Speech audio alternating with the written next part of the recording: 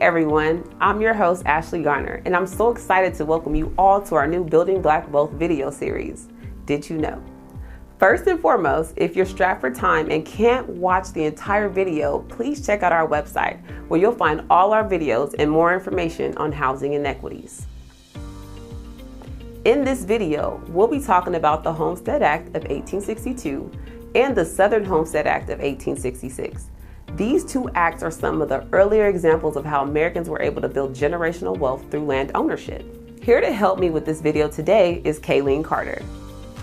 Hey guys, I'll be talking to you about the Southern Homestead Act.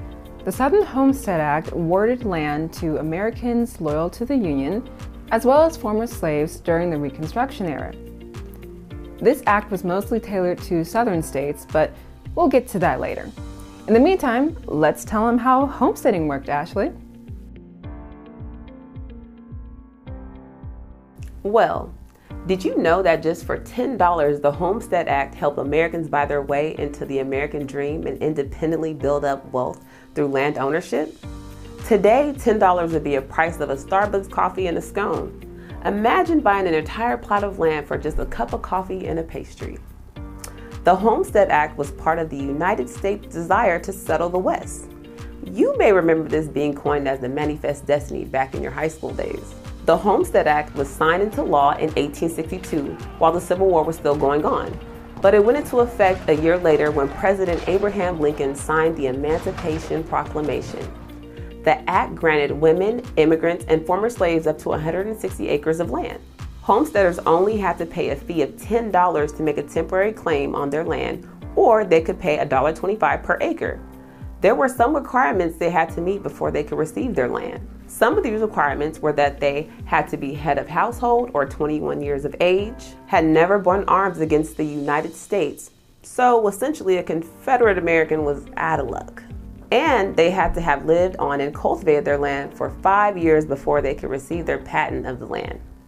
Americans with little or no assets could find unoccupied 160 acres, file a homestead application, and after they spent their 5 years on the land, they could possess the financial independence through their newly owned land. This provided upward mobility, a more secure future for generations of their families. This all sounds good, right? Well, it was good if your generations of family hadn't been enslaved for over 250 years. Formerly enslaved Black Americans started off their homestead journey with zero capital to their names. While land offered through the Homestead Act could be purchased at a cheap price, everything else couldn't. Homesteaders needed money to travel, register, plant, and sustain themselves, which could cost them an estimate of $600 to $1,000 they probably didn't have. In addition, the government did little to help homesteaders buy tools or build a farm on their land. Some unsuspecting former slaves were even victims of fraud. Speculators would buy 160 acres at $1.25 per acre, live on it for 6 months, then sell the land at a higher price. After they were freed from slavery, many Black Americans fled to the West to escape the oppressive laws of the South. They generally found that the West, with most of the states being free, offered a better quality of life. To that end, exclusively Black settlements started to pop up throughout the West. Kansas especially acted as a hotspot for many Black Americans leaving the South due to the state's abolitionist traditions. Most of the migration occurred from the years of 1879 to 1881, and some 27,000 Blacks had traveled to Kansas by the time the numbers tapered off. Many Black Americans thrived and flourished in those settlements, but many of them were weary of the hardships of homesteading and continuously disillusioned by it. Incidentally, many were also left stranded while they were traveling. The Homestead Act would stay in effect for 124 years and granted 270 million acres of Western land before it was repealed in 1976 due to the Federal Land Policy and Management Act, which placed public land back under federal ownership. While the Homestead Act was an important piece of legislation for settling the West, it did little for the Blacks still settled in the southern states, which brings me to the Southern Homestead Act.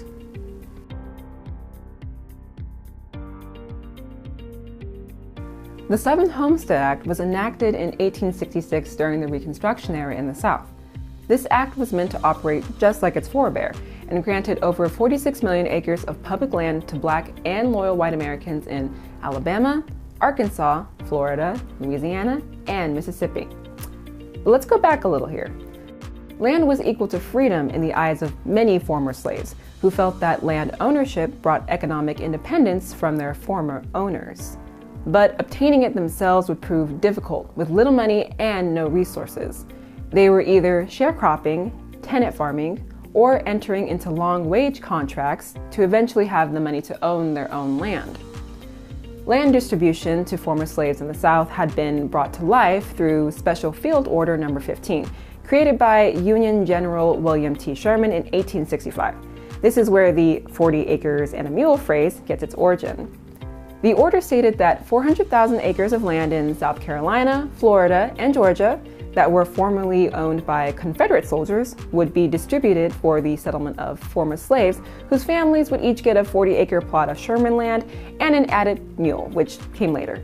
Following Sherman's order in March of 1865, Congress established the Freedmen's Bureau to assist newly freed Black Americans in their transition from slavery.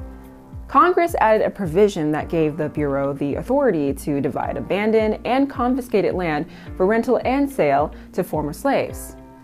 Unfortunately, land distribution would ultimately prove to be a failure. About 40,000 former slaves had occupied these lands until President Andrew Jackson, who had succeeded Lincoln after his assassination, ordered those lands to be returned to the former owners that same year. Blacks who had settled on Sherman land were then forcibly evicted from said land. Fast forward to 1866, and the Southern Homestead Act tries to pick up where Sherman's order left off.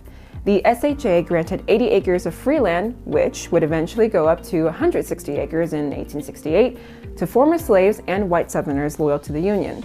The act would eventually include Confederate soldiers as well. But the majority of decent farmland was already occupied by farmers and white settlers, which left Black Southerners with unmanageable land in the swamp or forest and a lack of agriculture resources such as seeds, tools, and farm animals to work with. In addition, many of the southern states had only one land office, and depending on where the office was located, it could take several weeks for Black Southerners to make the trip to fill out an application. The Southern Homestead Act was eventually repealed on July 4th, 1876. All in all, combined with the original Homestead Act, there were 1.6 million white families that succeeded in owning land compared to only 4,000 to 5,000 Black claimants. To summarize, many of the emancipated slaves started out with nothing and zero capital, making the Homestead Acts pivotal for them to begin building their wealth through owning land and building farms they could potentially pass down through generations. Though some were successful at tilling the land and surviving the harsh conditions of farming, very few Black settlers and former slaves were able to take advantage of the Homestead Act in comparison to their white counterparts. This is a situation that has repeated itself throughout the past 150 years of U.S. history, with white families having much better opportunities to build wealth through homeownership than Black families. That historical disparity is still reflected in today's homeownership rates, which is the reason for CalHFA's Building Black Wealth initiative. Well, that's all we have for today. We'll be updating our page regularly with more videos in the future, so feel free to check out our website to learn more. We hope you enjoyed this video, and we'll see you next time. Take care.